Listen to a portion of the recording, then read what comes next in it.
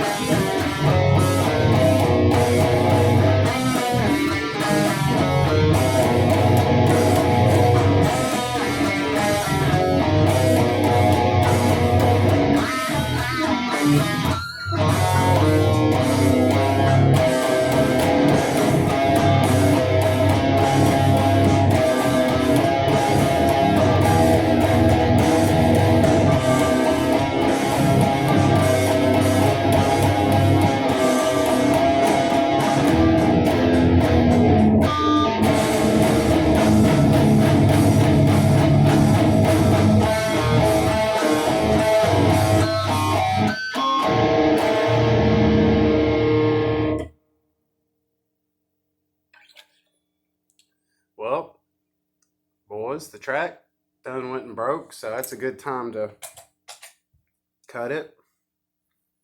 That's wild. That's serendipity. Well, how you guys doing today? Yeah, Rock Talk, episode 5. Hillbilly hammers and appropriate caveman tools. Let's get it. Let's talk about it. Alright. Something that's been grinding my gears.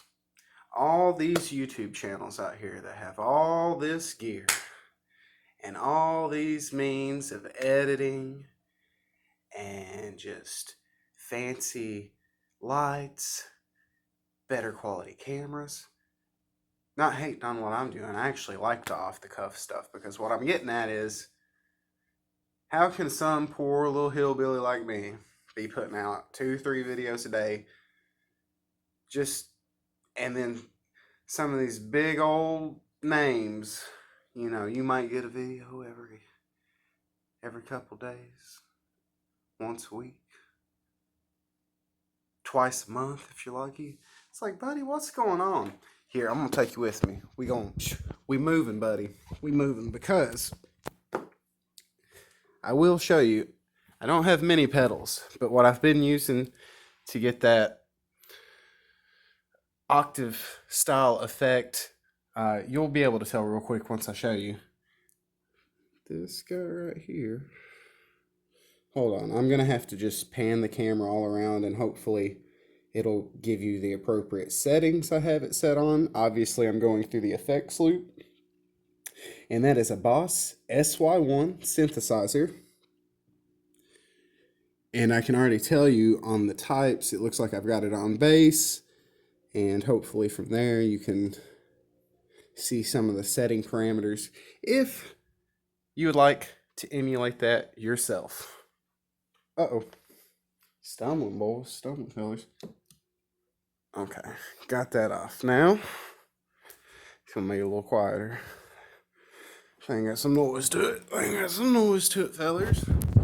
Alright. Okay. Now, we can get back to it. Oh, I was hooping and hollering and grinding. Another thing I'll tell you.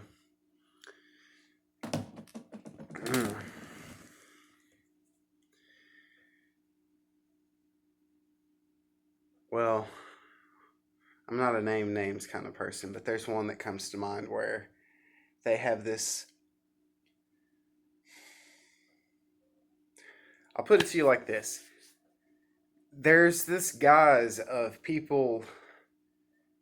It seems like they're putting out content where it's just like, oh, I'm just learning this for the first time, but it seems like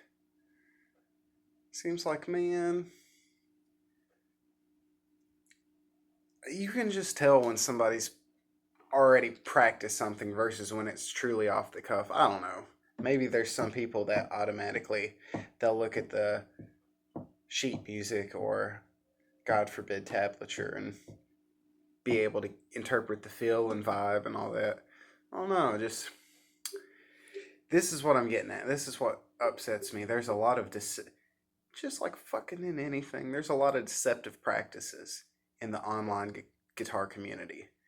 And there's a lot of hemming and hawing and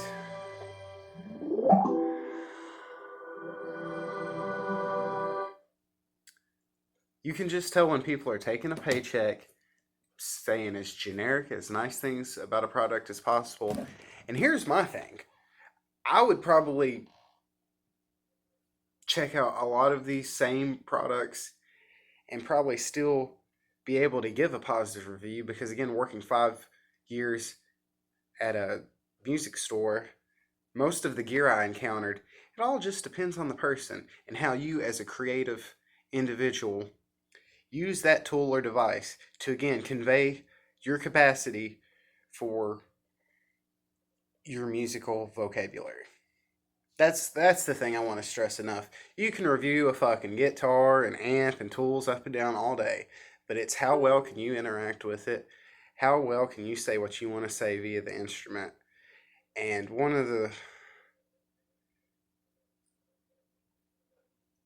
this is the way to look at it. Try to look more of yourself as if your primary instrument's guitar, yes, you're a guitarist, but you're a musician.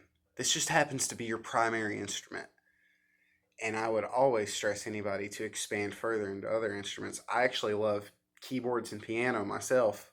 Don't really have access to one. Probably so late into the game that I would have to pay extra close attention to proper playing etiquette and posture. I like to be cognizant of things of that manner. As you can see, I typically like to play in the classical style. I've got a little little guy down here. I set my oh shit, boys, got caught up in it. Got my dog chain caught up. Uh, and obviously you can see I'm very big on ergonomics of movement and just playability, comfortability. You could obviously probably tell about my hand posture. I'm very big on like to keep my hands, my fingers parallel to the frets, and generally, this is a great example on this wonderful Japanese Ibanez S7420 Ibanez, buddy. I don't like strat shapes, but I do love a good Ibanez. But anyways, skunk strike design. Use that for your thumb placement. And again, what I like to do is just as a pivot point and there. Thumb's there. I can swing it. Look at boys. I can swing that caveman claw that way, that way, that way. That. Pivot points. Pivot points and ergonomics of movement. I promise. Because a lot of guys I see playing videos and there's like, I understand there's some fretting necessities for certain chord variations. But again, I don't see too many guys hitting those big intervallic to where you need to hold that bass down while you've got this myriad of... You know I'm getting at, boys. What? Oh. Flock of goose. Flock of seagulls. I'm so far away. Alright. Music stuff. Let's talk about this. Early music I was exposed to that probably had some factor on my playing. Some of the first early albums that I remember that I had access to my own to play, and CD player, I had... Let's see how they'll come to me. Ozzy Osbourne, No More Tears. So Zach was my first Ozzy player that I listened to, and I'm sure there's some typical... You can tell how I go after this. More like some Zach Wild. Zach Wild, buddy, Zach Wild. I had a Doobie Brothers Greatest Hits album that was just awesome. I used that CD, especially from like 6th grade till sophomore year, in a CD player that would turn on with your alarm, and China Grove and Listen to the Music was the first couple of songs that would play, and it's like, oh man. Even if you had to get up to go to school, some good tunes to get up to. What else?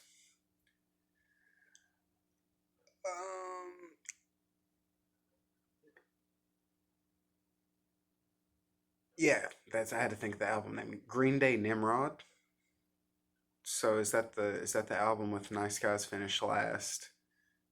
And yeah, so I had that. So a lot of...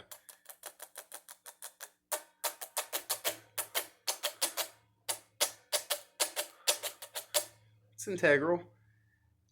I very much came late into the game for getting my right hand rhythmic pattern down. That's the thing too. All playing when you first get started, you're always captivated generally by... I don't want to predominantly say left hand stuff because of you lefty players out there, but predominantly you're always concerned with the fretting hand material, where this guy right here, this mother right here, is what you constantly need to, just like I'm telling you, hillbilly hammer, you need to have it down. Get your caveman tools in order. Early albums I had System of a Down, Toxicity. So I had Old Darren and Surge, Being Wild. I feel bad I can't think of their bass player and drummer's name, but a good rhythm section too. So that was pretty cool. I had Ride the Lightning. That was the first. That was cool. Obviously, I was exposed to Blue Oyster Cult early, and I had a bunch of Blue Oyster Cult CDs. And when I'm saying first exposed, I'm talking like 5, 6 years old, going on field trips for school. Take your little Walkman with you, your little case of CDs, and listen to it on the bus until you get to where you're going. So there was that. I had the Alice in Chains album. I can't even think of. I guess it's self-titled with the three-legged dog on the front of it. Even though I didn't have the case, I just had the CD, which purple CD, just said Alice in Chains on it, Columbia House or whatever, Columbia Records or whatever, and then yeah, I had the Crow OST soundtrack. Talk about a badass movie, badass soundtrack. The Cure Burn. Oh man, oh man, that's a good. I go look that up. I also had the Romeo and Juliet OST. It's just random stuff I had, just like what. Obviously, like vicariously gained through predominantly aunts that I would have had at the time. Um, but yeah, so who else? What else hand me down CDs did I have?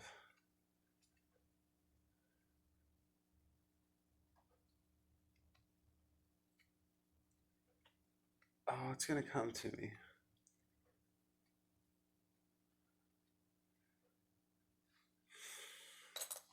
I don't know why I'm sitting here struggling. I'm just gonna go grab the case real quick. It's literally no dead air time. No dead air time. I'll take you with me. Oh boys. Right there. Right there, buddy.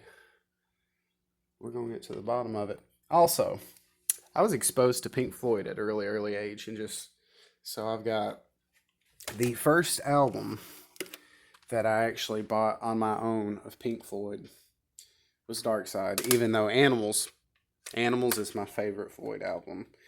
And then followed by that, A Momentary Lapse of Reason. Can you believe that? I like Animals, and then A Momentary Lapse of Reason, and then probably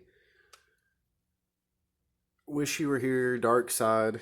Look at this, how old it is. I got one of those dang Dr. Sleeve doctor things on it. And for my age, I was fortunate enough to have a Sam Goodies try to set up shop in our small rural Appalachian town during my formative years of consuming media. So that's pretty cool. All right, yeah, here we go, boys. Here we go. So yeah. Oh God. Ride a lightning. Ride the lightning. Yeah. Yeah, man. That's just, buddy.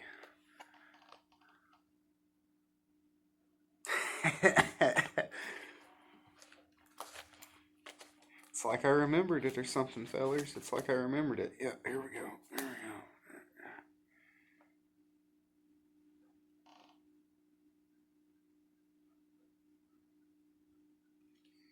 Yeah. Oh, I had. I'll show you. Yeah, so I had Nimrod.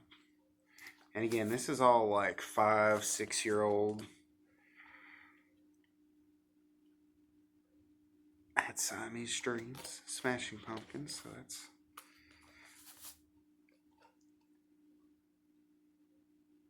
There we go. Okay. I had to be probably 9 But I bought this on my own, and this is a great. A lot of the killers, golly, buddy. Um, the Gorillaz discography is excellent, but I very much find that album endearing just for the time. Look at this right here. If I was gonna have to pick any of the pop punk guys, right there, buddy. Right there, fellers. You already know. You already know. Oh, that's yeah. Here we go. Like I said, best of the Doobie Brothers. And there's some like teenage year stuff in here.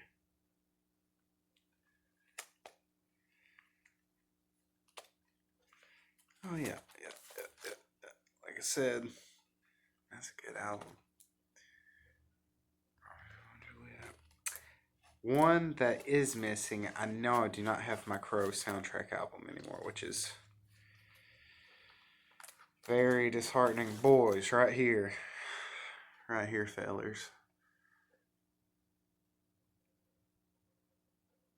That's a heavy album right there. Go ahead and crank you some. God bless, crank you some that higher right there, fellers. Okay, yeah. I mean, it shouldn't surprise, but I had some Eagles. Had some Eagles in there I was listening to. And obviously I showed you the Floyd, and I've got a ton of Blue Oyster Cult. Okay. For a 90s band, not bad. Some good stuff. Some just good hooks. Hooks and writing is important, man. You just... If you moving, you grooving. I'm telling you.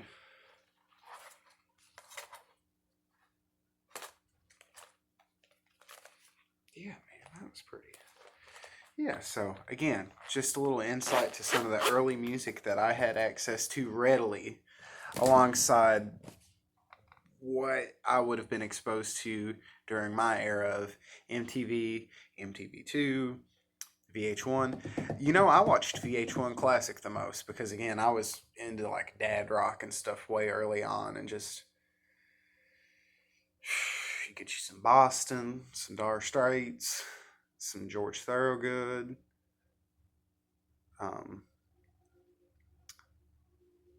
Cheap Trick, Styx, buddy. I like me some Styx. Styx is good. Hangman coming down from gallows, and I don't have very long. Oh, mama, I'm gonna sing it all wrong. The jig is up, the news is out, they finally found me, the renegade who had it made. Never one man.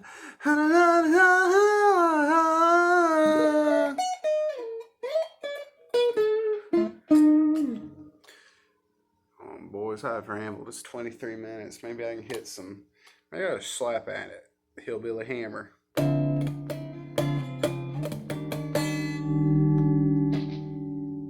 am I do? When in doubt, play with your controls. Get it right.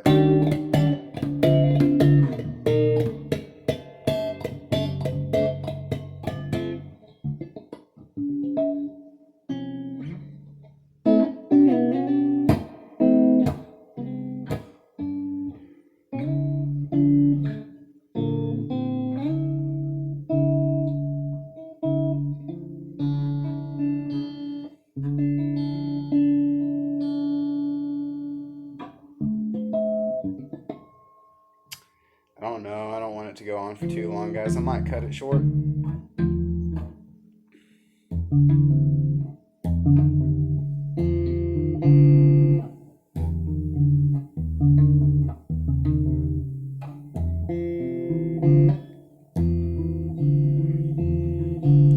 Rock Talk, episode 5.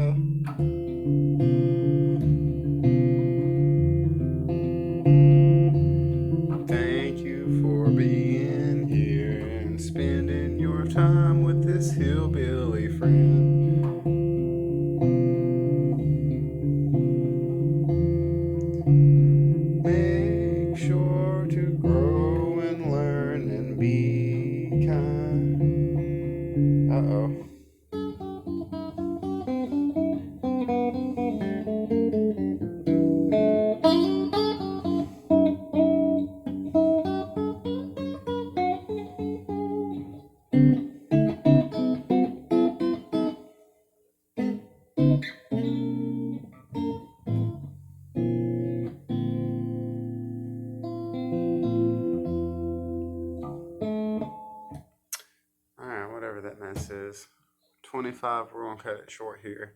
Thank you guys. I'll post some more noodling soon. I love you. Bye-bye.